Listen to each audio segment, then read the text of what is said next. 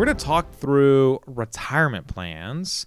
Or this is also a big theme that a lot of our entrepreneurs say, well, I'm never going to retire. Why would I want some retirement plans? Or that's what the W-2 employees use, retirement plans. And also, well, you just talked, Bryce, about all this deficit and debt. The government's going to come for my money. They're going to increase taxes. Maybe they're right. Maybe they're wrong. But let's talk through, I think you and I are both on the same page on this, that we both don't think any entrepreneur should live or die by these retirement plans. But I do think they belong in every single entrepreneur's tax plan as a diversifying bucket and a diversifying tax bucket in particular. Yep, good point. All right, well, let's talk through some of these different retirement types of buckets. And I think that for entrepreneurs who are, $200,000, $300,000, $500,000 of profit, smaller businesses or no employees, these things are just so magnificent as a tax planning tool because they're very easy to set up. You can defer and get huge deductions up to $70,000 if you're under the age of 50 years old here through a SEP IRA. We're about to go into some of these specific ones, right? Yeah. Before we do that, just a couple things on why from a planning perspective. Yep. So as we just said, like tax brackets go up and down, and you want to have your investments in different taxable vehicles, meaning they're taxed in different ways according to the government. Why? Because if I have no money in a tax deferred account and tax brackets go down, I can't pull extra from that account to pay in that lower tax bracket. Yep. And if I don't have any money outside of something like a 401k, because you would never want to retire and just have all your money in a 401k, then rates go up, all my money comes out of my 401k, I have to pay ordinary income at the highest rate.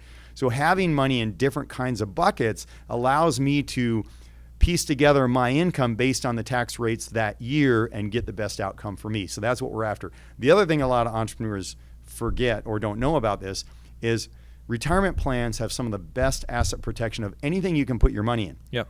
And not to get controversial, because we won't, but a good example of the asset protection is O.J. Simpson had a judgment against him that kept accruing interest. It was like 60, 70, 80 million dollars. And the victims could never get a payout because all his money was from NFL pension and NFL 401k. The retirement plans have incredibly strong asset protection. So I'm not saying you should go out and kill someone to test it, but I'm just saying there's a lot of great asset protection in these vehicles. And by the way, I don't have most of my money in retirement plans, but I have some of my money in retirement plans, and I love the asset protection. I love the fact that I'm diversified so I can pull from different vehicles when I start needing to have income, once you kick me out of the company or whatever. Yeah, another big piece I think that a lot of entrepreneurs fail to grasp is just like the math. So if you're making over $1 million a year right now, you're in the highest marginal tax bracket, that's 37%. Let's just ignore any states. Well, let's just assume that you want to spend $30,000 a month when you're financially free. So you sell your business, you have your liquidity event, or you just harvest enough, you shut your business down. You're now living off of your passive income. Well, if you spend $30,000 a month, and let's assume that's all ordinary income, which is probably very unlikely, that's $360,000 a year, you're in the 24% tax bracket. So granted, tax brackets can and will change in the future, but if someone said, do you want to save 37 cents today to pay 24 cents in the future? I would say yes, because not only do I have the arbitrage between 37, getting the deduction today, and paying 24 in the future, I'm paying that 24% with dollars in the future. So I get to grow and compound that money over whatever amount of years, 5, 10, 15, 20, 30 years. So for me, it's also the compelling math. Yes, there's the variable of you don't know if brackets are going to go up or down, but the same other side of the argument is that they can only go up. But what if they went down? Then all these people who are banking on they can only go up, which if you've looked at the chart, they haven't really just gone up to the right. You're underwater in a lot of this. So there's two sides to every story, and I agree. It's just not the people who say everyone needs to put all your money in a retirement account. I don't think that's true. No. The people who say if anyone has any money in a retirement account, you're an idiot. I don't think that's true too. I think the truth is always a little bit more nuanced here, and I think it does fit in every single entrepreneur's, like you said, a diversified tax bucket and creditor protected bucket is how it should be thought of. Yeah, the other thing too is it's forced savings. Yep. So I never in my life have thought about going to my 401k and pulling money out for any ridiculous reason, but I've taken money out of other accounts. So it's also a forced savings, protects me from myself. But I like having money in different places and not all in one place, and different tax treatments from where the different money is. And I think that's the winning game for building wealth. Yeah. All right. So if you're kind of, again, running a business, maybe you have $200,000, $300,000, $500,000 or so of profit, maybe not a whole lot of employees or no employees.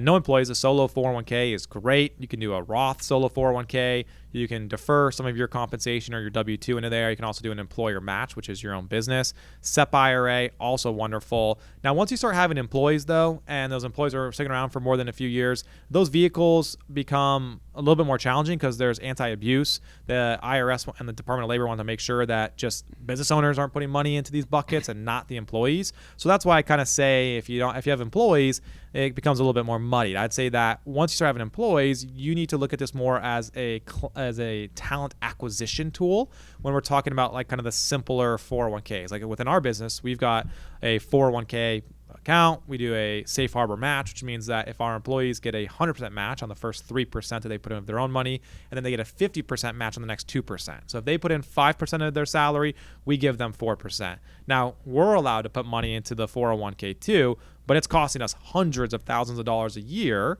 So we're not saving money for taxes, but we want to attract and retain the best talent. So it's pivoted from like a quote unquote tax vehicle to a employee retention and attraction vehicle. And I'll give a shout out for Do Well for our own company because we've helped a lot of entrepreneurs do ESOPs over the years like ours.